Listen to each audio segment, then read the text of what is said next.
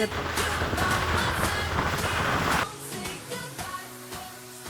guys, assalamualaikum. Jadi hari ini rencananya ibu mau menunjukkan kepada kalian aktivitas ibu hari ini.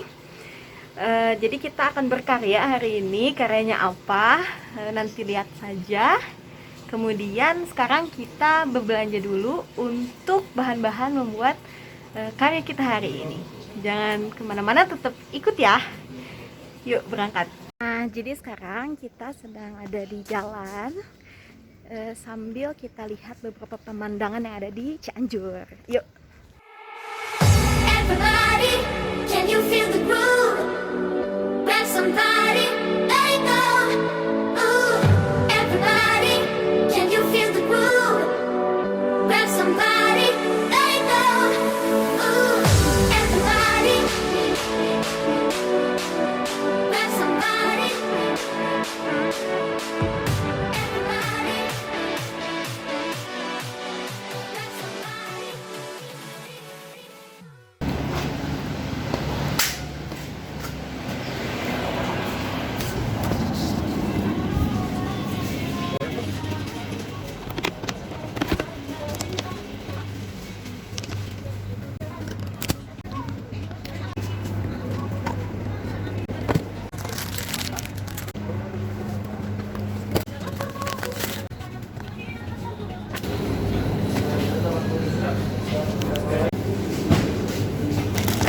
Kasih.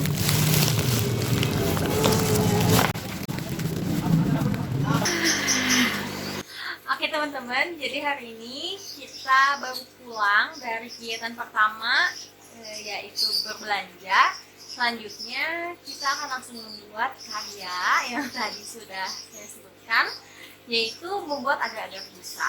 Yuk ikut kita buat agar-agar busanya. Oke, jadi inilah bahan yang kita butuhkan. Yang pertama ada susu full cream, yang kedua kita punya gula putih, yang ketiga kita ada santan, lalu ada yang paling penting agar-agarnya. Selanjutnya kita punya biskuit, lalu putih telur, dan juga kental manis. Dan kita siapkan juga wadahnya. Yuk kita buat. Nah, sekarang kita campurkan terlebih dahulu air, gula, dan agar-agar coklat sampai seperti ini. Lalu langsung kita panaskan.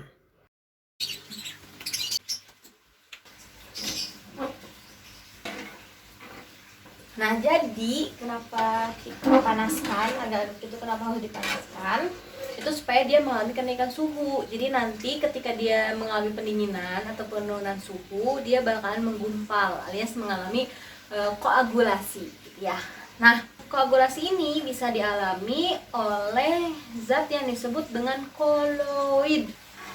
Nah, jadi kalau nanti si koloid itu mengalami misalnya penurunan suhu atau penambahan zat lain yang muatannya berbeda, itu dia bisa mengalami koagulasi. Nah, sekarang agar-agarnya udah mulai panas nih. Yuk, lihat ya. Panas. 2 hours later. Jadi layer atasnya tadi udah jadi, sekarang kita layer bawahnya dan sudah ditemani oleh Sasa. Ya, kita mau bikin apa, Sa? Puding busa. Puding busanya yang bawahnya ya. Nah, oke, jadi kita langsung bikin. Nih, ayo Sak, ngapain? Tuangkan 2 gelas air mineral. Terus tuangkan Ya. gula putihnya.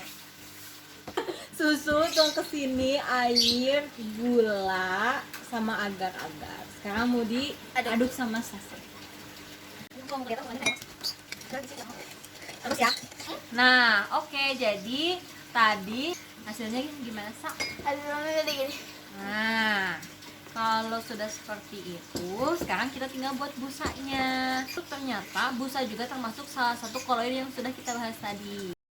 Sekarang, mari kita bahas tentang koloid. Koloid adalah suatu zat yang sifatnya ada di antara larutan dan suspensi. Ukuran partikel koloid ada di antara 1 sampai 100 nanometer. Terdapat 8 jenis koloid yang dapat kita kelompokkan menjadi 4 kelompok utama. Ada sol, aerosol, emulsi, dan busa. Sol adalah koloid dengan zat terdispersi berupa padatan, maka sol padat memiliki zat terdispersi padat dan medium pendispersi padat, atau dikenal juga sebagai padatan dalam padatan.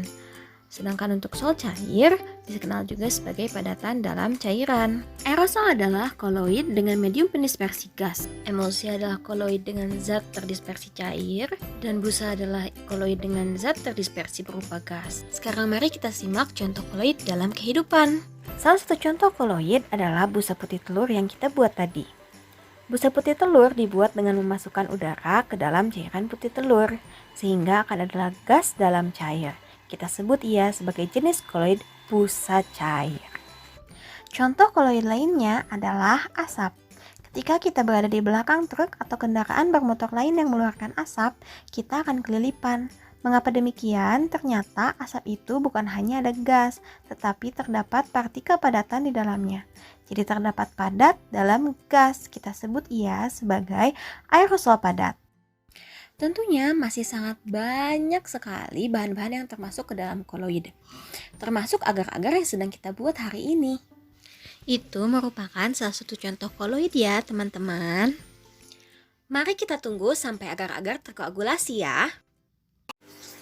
Oke teman-teman, jadi inilah dia hasil karya kita hari ini. Tadi sudah dicoba, rasanya manis, fluffy, recommended untuk kalian yang mau jadi ide jualan ataupun membantu orang tua atau killing time di masa pandemi. Nah teman-teman, selain tadi kita sudah berbelanja dan membuat agar-agar, ternyata kita juga sudah berkenalan dengan yang namanya koloid. Koloid itu adalah bagian dari kimia teman-teman. Contoh koloid ternyata banyak dalam kehidupan kita sehari-hari. Mulai dari tadi agar-agar yang kita buat, lalu susu, santan, bahkan awan yang biasanya kita lihat, tinta yang dipakai dalam pulpen, cat untuk rumah, bahkan asap yang biasanya kita temukan di jalan juga merupakan contoh dari koloid. Nah teman-teman, ternyata kimia itu mengasyikan loh jika kita tahu bagaimana penerapannya dalam kehidupan. Jadi bukan hanya tentang rumus-rumus ya. Oke teman-teman, untuk pertemuan kita hari ini sampai di sini dulu. Sampai bertemu di vlog-vlog selanjutnya yang tentunya akan lebih menarik, lebih asik. Nanti kita eksperimen bersama juga. Jangan lupa like, comment, dan subscribe di channel ini. Semoga kita bisa bertemu di lain kesempatan. Terima kasih untuk kalian. Wassalamualaikum warahmatullahi wabarakatuh. Bye-bye.